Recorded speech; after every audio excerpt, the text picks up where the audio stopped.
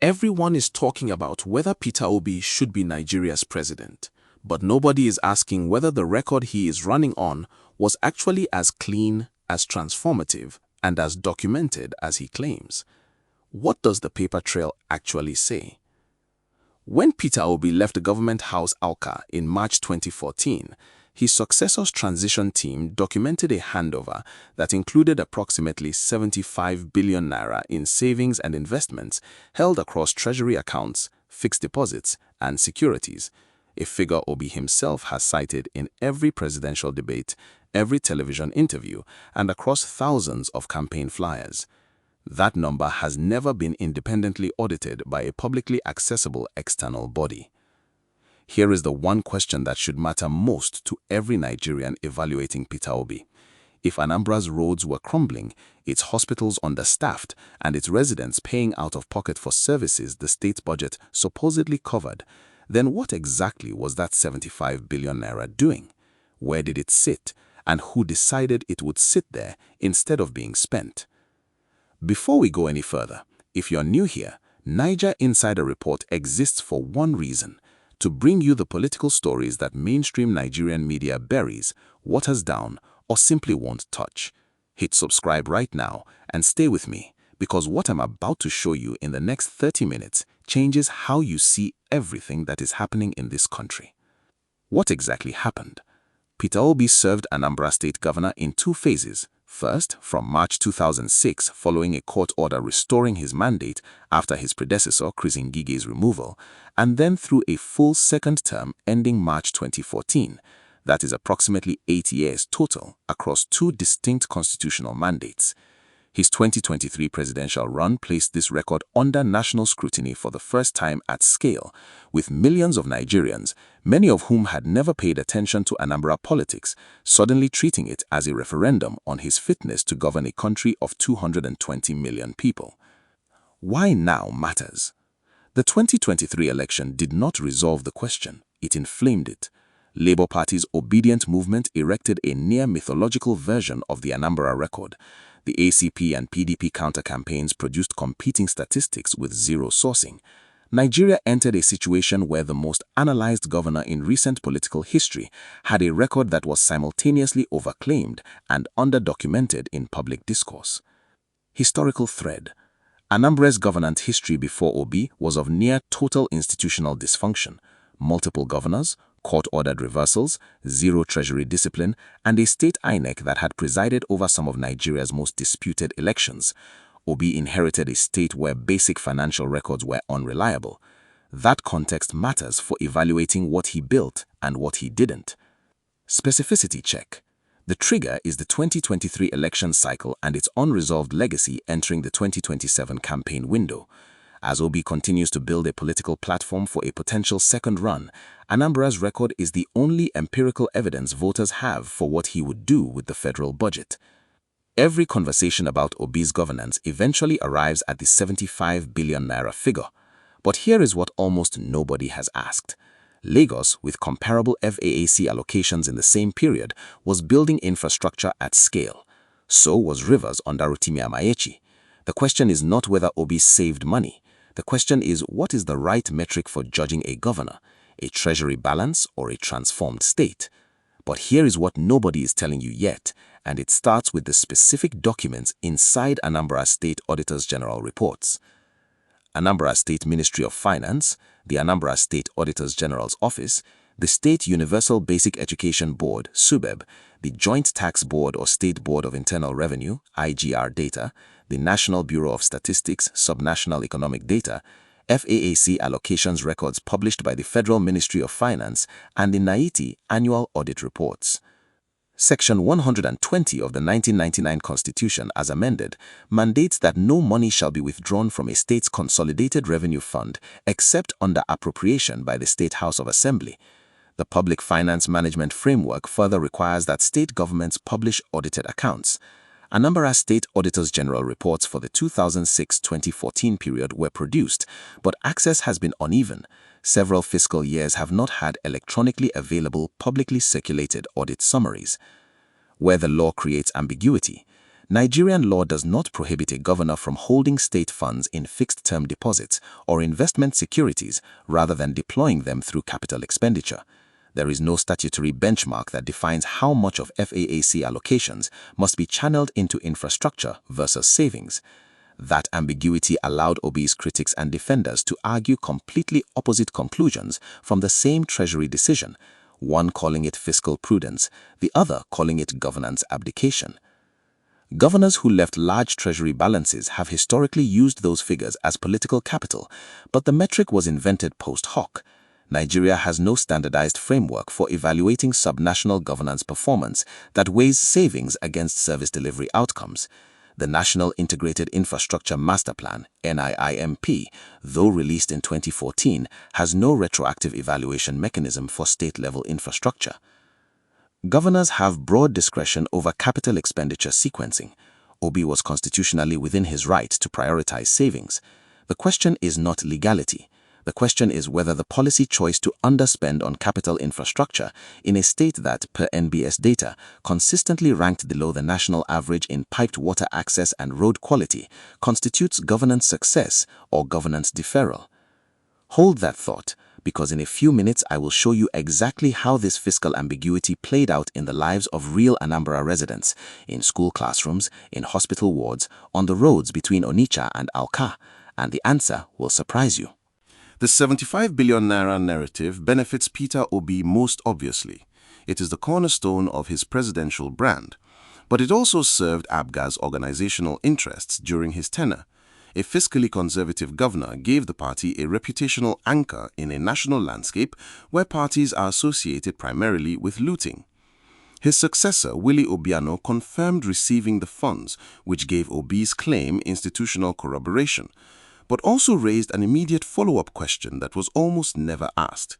If Obiano confirmed the balance, what did Obiano do with it, and does that tell us anything about the quality of the governance environment Obi actually built?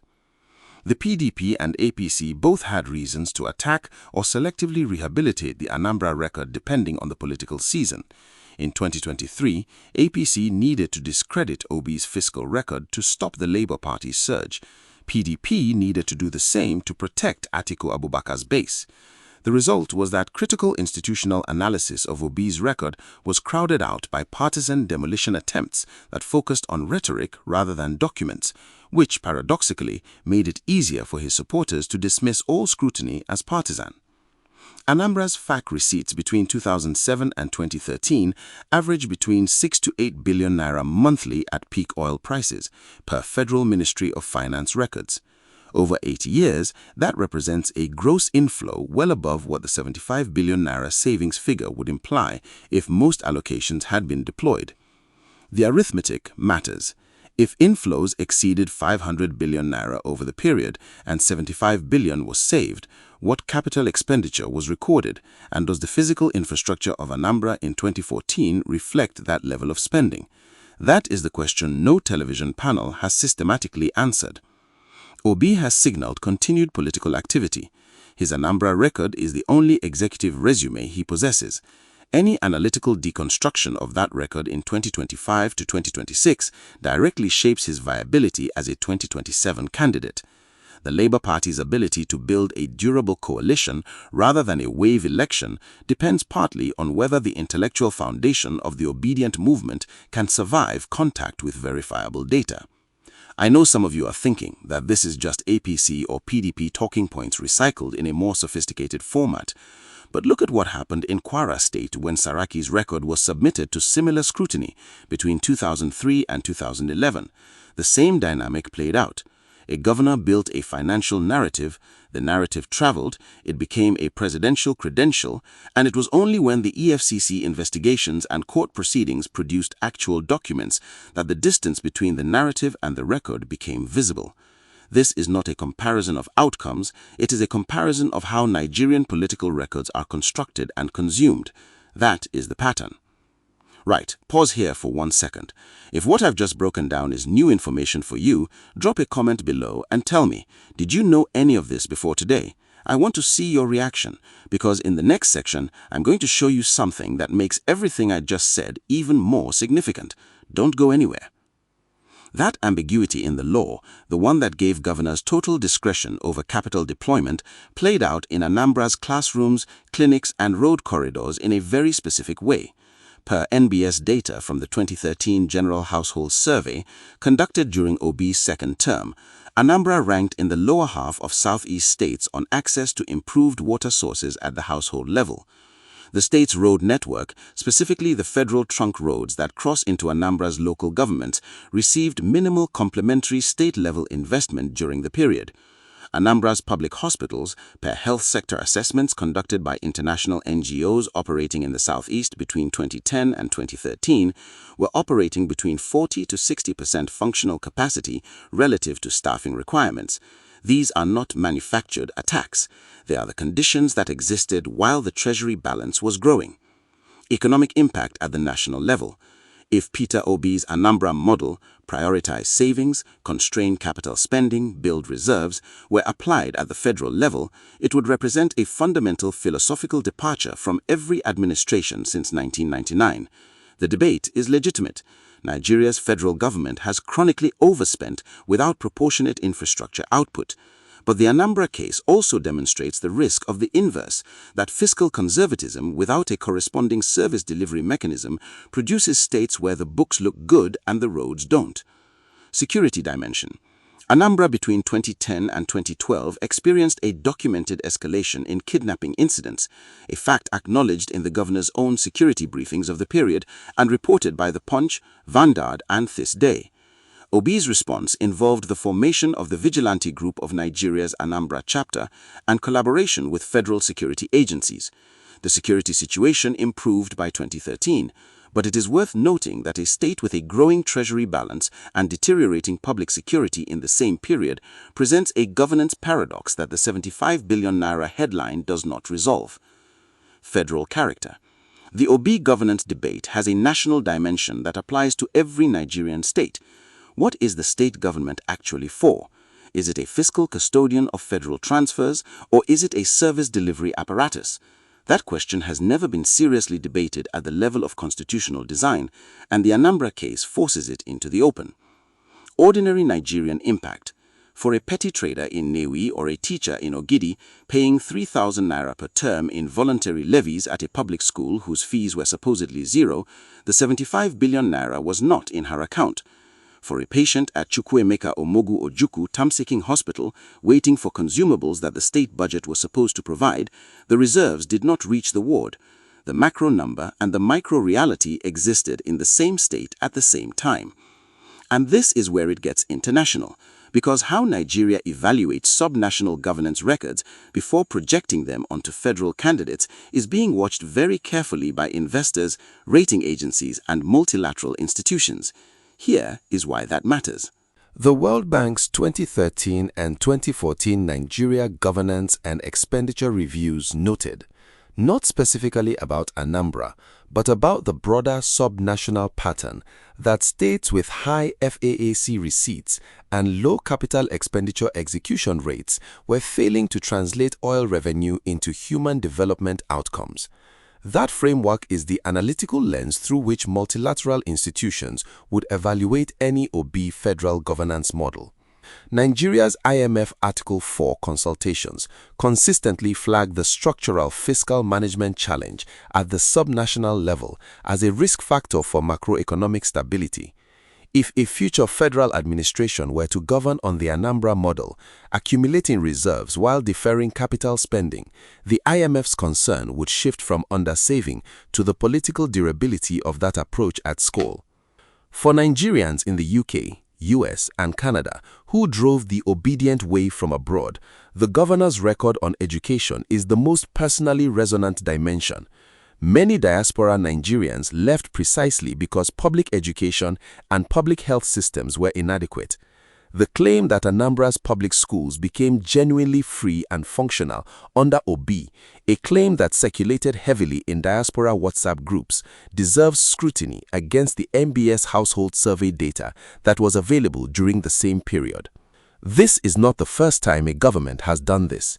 In Ghana, under John Mahama's first term, 2012 to 2016, a similar dynamic emerged, a leader whose subnational fiscal record was used to project federal economic management competence, where the record on paper diverged significantly from the service delivery outcome on the ground.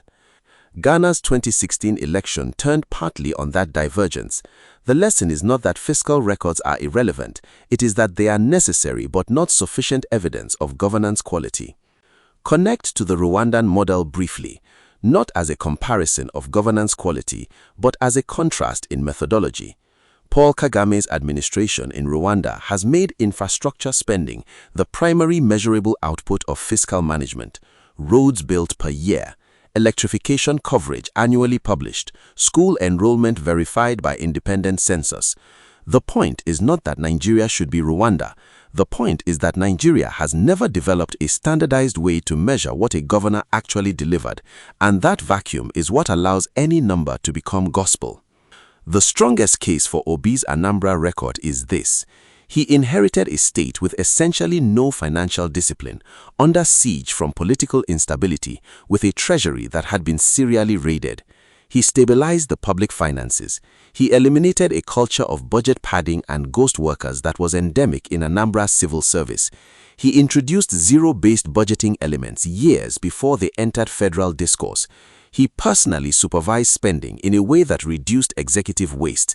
And the 75 billion naira, whatever its exact composition, represents the first time in Anambra's post-military history that a governor left the treasury more than he found. That is genuinely significant, and it should not be dismissed. The problem is not that these achievements are false. The problem is that they are framed as the complete answer when they are one dimension of a multidimensional governance question. Fiscal discipline is necessary. It is not sufficient. A governor who saved 75 billion naira while the state's road infrastructure deteriorated and its public health system operated below functional capacity did not deliver a model worth replicating at federal scale without very significant qualification. 3 misconceptions circulating on social media. Misconception 1. Obi built Anambra from scratch with no federal help. False. Anambra received FAAC allocations of between 4 to 8 billion naira monthly throughout his tenure, consistent with other southeast states of comparable population. The fiscal conservatism was a management choice, not a resource constraint. Misconception 2. His critics have produced documents proving he stole the money. False, and importantly so. No credible investigation or audit has alleged that the savings were misappropriated. The critique in this analysis is about governance priorities, not criminality. Conflating the two damages the quality of the debate. Misconception 3. Anambra's roads were all the federal government's responsibility. Partly true, but misleading. State roads, which include the dense network of intra-LGA roads that residents use daily, are entirely the state government's constitutional responsibility. The federal trunk roads passing through Anambra are a federal matter. The two should not be conflated. You came into this video with a question. Did Peter Obi actually govern Anambra well? Here is the complete answer the documents support. He governed Anambra's finances with measurable discipline, and that is a genuine achievement in a state with Anambra's institutional history. He did not govern Anambra's infrastructure or service delivery with equivalent energy. The gap between those two realities is the gap between the record and the legend. Whether you are in the north or the south, whether you voted for this government or opposed it, that gap is what every Nigerian needs to understand before treating an Anambra balance sheet as a federal governance blueprint. Peter Obi's camp will commission or amplify independent research that attempts to quantify non-financial governance achievements, school enrollment figures, internally generated revenue growth trajectories, crime reduction metrics to supplement the savings narrative before 2027. APC and PDP opposition research teams will attempt to surface audited account discrepancies or unreconciled investment holdings from the 2006-2014 period, especially as the 2027 campaign intensifies. Civil society organizations in Anambra, particularly those connected to governance transparency advocacy, will face pressure from both directions to either validate or attack the record.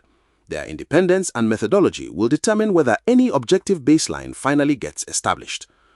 Watch whether Peter Obi commissions and publicly releases an independent third-party audit of Anambra governance period, including infrastructure completion rates, education outcome data, and health sector performance. If that document appears, it changes the conversation. If it does not, the absence becomes its own signal.